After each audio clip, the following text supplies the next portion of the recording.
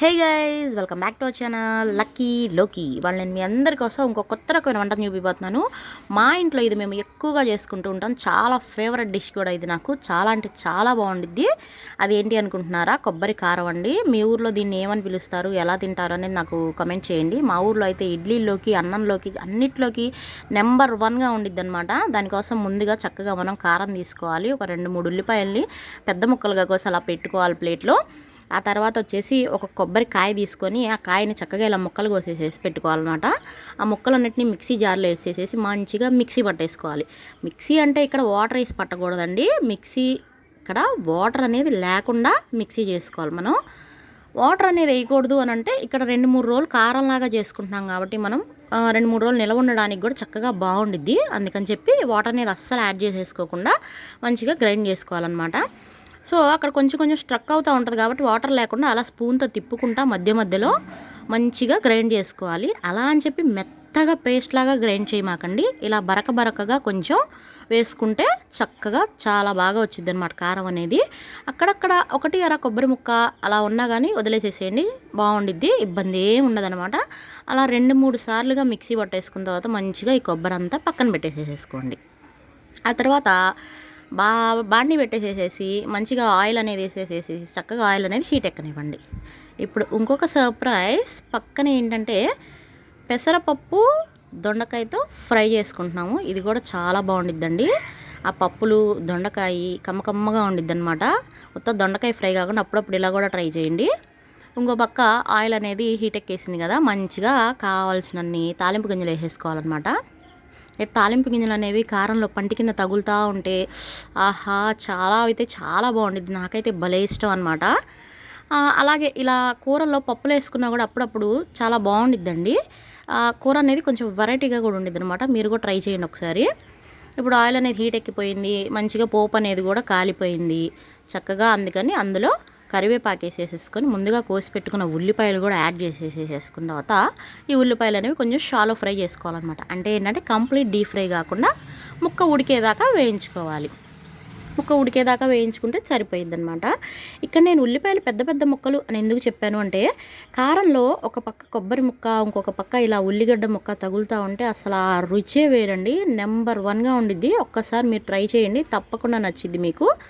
ఇప్పుడు సాల్ట్ అనేది యాడ్ చేసేసుకోండి. సరిపడా సాల్ట్ యాడ్ చేసేసుకున్న తర్వాత మంచిగా ఒక 2-3 మినిట్స్ మీడియం ఫ్లేమ్లో పెట్టేసేసి కనుక ఆనియన్స్ అనేవి అలా వదిలేస్తే మంచిగా మగ్గిపోతాయి అన్నమాట. అలా మంచిగా మగ్గిపోయిన తర్వాత మనం ముందుగా గ్రైండ్ చేసి పెట్టుకున్నాం కదా, ఆ కొబ్బరి అనేది యాడ్ చేసేసుకుందాం. అది ఎలా ఏంటనేది కూడా చూపిస్తాను చూడండి. మీకు ఇలా పెద్ద ముక్కలు కోసుకుంటే అసలు చక్కగా వేడి అన్నంలోకి కమ్మగా అంత కొబ్బరి కారం వేసేసేసుకొని ఒక పక్క ఒక స్పూన్ అంటే ఒక స్పూన్ నెయ్యి వేసేసేసుకున్నాం అంటే ఆహా నెంబర్ 1గా ఉండిద్దండి.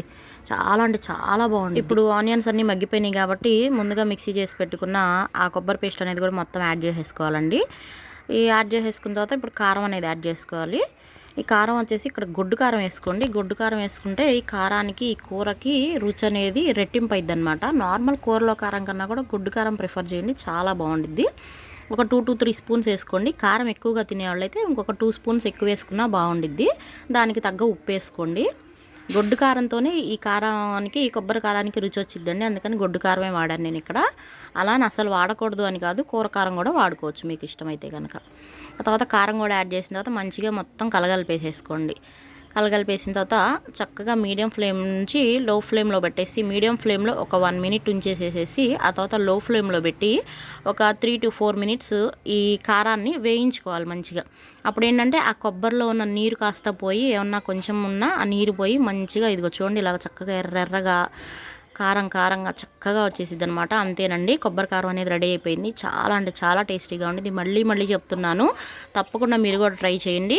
ఎలా వచ్చింది ఏంటనేది నాకు కమెంట్ చేయండి. చాలా అంటే బాగుండిద్దండి, చాలా బాగుండిద్ది. మేము ఎప్పుడు ఇట్లా చేసుకుంటూ ఉంటాం. నోటికి బాగోనప్పుడు కానీ కారంగా తినాలనిపించినప్పుడు కానీ ఇలా కొబ్బరి కారం చేసుకోండి. ఆహా అదిరిపోయిద్ది అంతే, ఇంకా తిరిగి ఉండదు. వేరే ఏ కూరలో దీని ముందు పనికిరావండి, చక్కగా ఉండిద్ది. అంత బాగుండిద్ది అంటే నమ్మండి. ఇంకో పక్క దొండకాయ ఎంతవరకు వచ్చిందో చూసేద్దాము. చూడండి దొండకాయ కూడా ఆల్మోస్ట్ అయిపోయిందనమాట. మంచిగా అలాగా దొండకాయ పెసరపప్పు కూర కూడా ట్రై చేయండి, చాలా బాగుండిద్ది.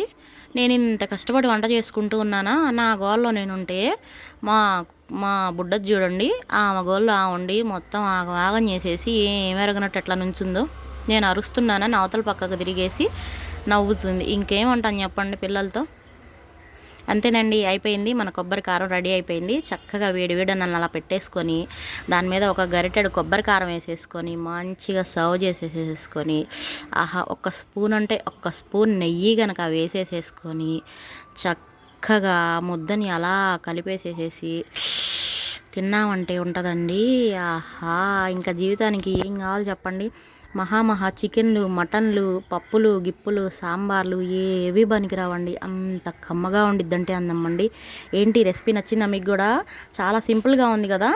సో ఇంకెందుకు ఆలస్యం, వెంటనే మీరు కూడా ట్రై చేసేసేయండి. ఎలా ఉందో నాకు కమెంట్ చేయండి. తప్పకుండా మర్చిపోకుండా లైక్ చేయండి ఫ్రెండ్స్ ప్లీజ్. అలాగే బెల్ ఐకాన్ని క్లిక్ చేయండి, నోటిఫికేషన్స్ అన్నీ మీకు అందుతాయి. కొత్త వాళ్ళైతే మర్చిపోకుండా సబ్స్క్రైబ్ చేయండి.